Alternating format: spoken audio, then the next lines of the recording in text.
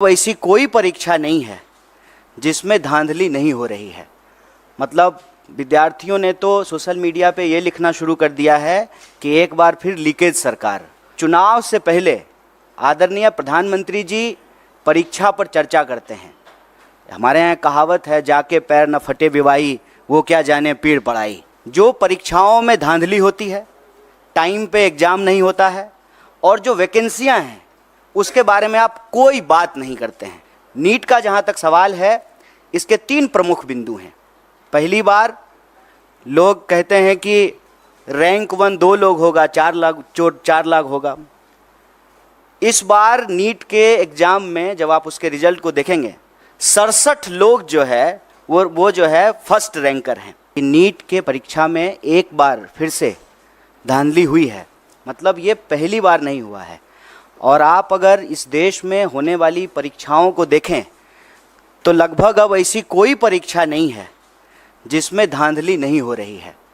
मतलब विद्यार्थियों ने तो सोशल मीडिया पे ये लिखना शुरू कर दिया है कि एक बार फिर लीकेज सरकार, और बार बार परीक्षाओं में प्रश्न पत्र लीक होना, परीक्षा की जो तिथि है उसको बार बार बढ़ाना, और जो वैकेंसियां हैं उसको सही समय पे नहीं भरना, ये मामले लगातार उजागर हो रहे हैं।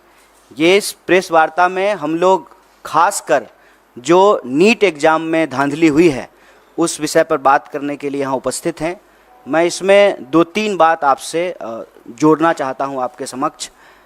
अव्वल तो आप सब लोगों ने देखा होगा कि चुनाव से पहले आदरणीय प्रधानमंत्री जी परीक्षा पर चर्चा करते हैं। हमारे यहाँ कहावत है, जाके पैर न फटे विवाई, वो क्या जाने पीड़ पड़ाई। तो चुनाव से पहले आप परीक्षा पे चर्चा करते हैं। चुनाव जब समाप्त हो जाता है, पूरे 5 साल तक जो परीक्षाओं में धांधली होती है, टाइम पे एग्ज़ाम नहीं होता है, और जो वैकेंसियां हैं उसके बारे में आप कोई बात नहीं करते हैं। मैं आपकी जानकारी के लिए बता दूं, और चुनाव के दौरान बार बार कांग्रेस पार्टी ने इस बात को उठाया कि 30 लाख पद खाली हैं और कोई ऐसा एग्ज़ाम नहीं है यूपीएससी को छोड़ करके। अगर यही हालत रही तो मुझे लगता है कि आने वाले दिनों में यूपीएससी के एग्ज़ाम भी सही तरीके से कंडक्ट नहीं हो पाएंगे।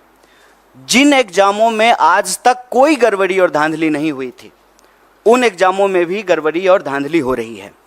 नीट का जहाँ तक सवाल है, इसके 3 प्रमुख बिंदु हैं।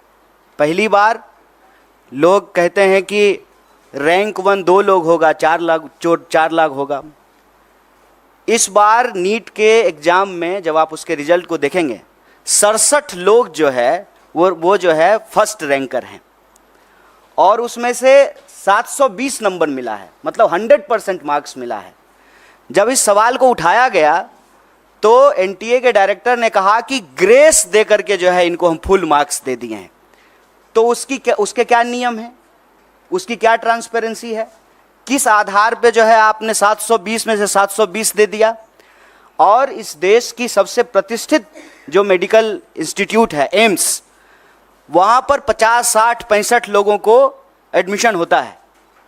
अब आप ये समझ लीजिए कि जिनका रैंक 1 है, जिनको 100 में से 100 मार्क्स आया है, उनका भी एडमिशन एम्स में नहीं होगा। तो पूरी तरह से इन्होंने इस देश के एग्जामिनेशन सिस्टम को मजाक बना दिया है।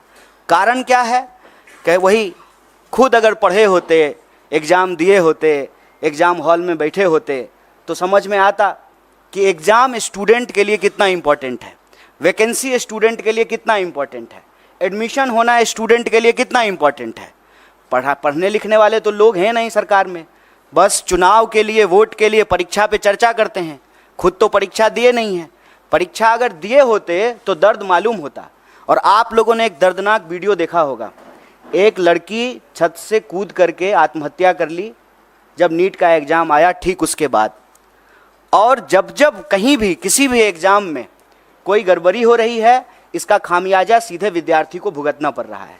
आप सब जानते हैं, सरकारी आंकड़ा है, हमने अपने घर में नहीं बनाया है, 1 घंटे में 2 जवान इस देश में आत्महत्या कर रहे हैं।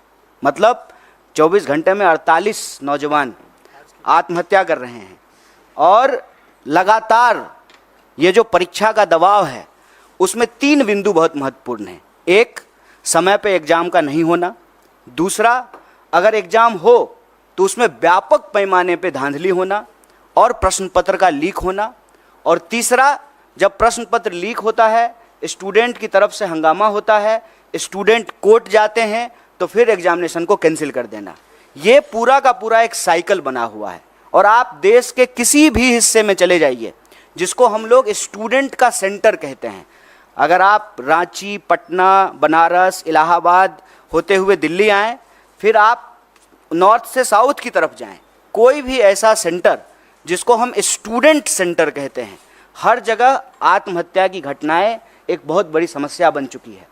राजस्थान में हमारी सरकार ने इसको गंभीरता से लिया और काउंसलिंग करने के लिए, हेल्प प्रोवाइड करने के लिए हमारी सरकार ने योजना बनाई। और आप सब ने देखा होगा, इस बार के भी न्याय पत्र में हम भर्ती विधान लेकर के आए हैं।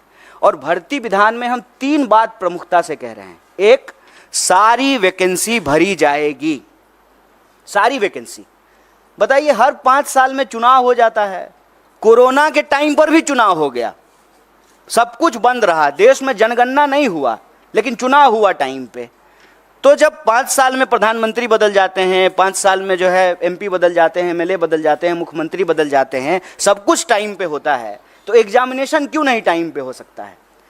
एग्जामिनेशन का ऑलरेडी एक कैलेंडर होता है, उस कैलेंडर के हिसाब से आप एग्जामिनेशन कंडक्ट कराइए।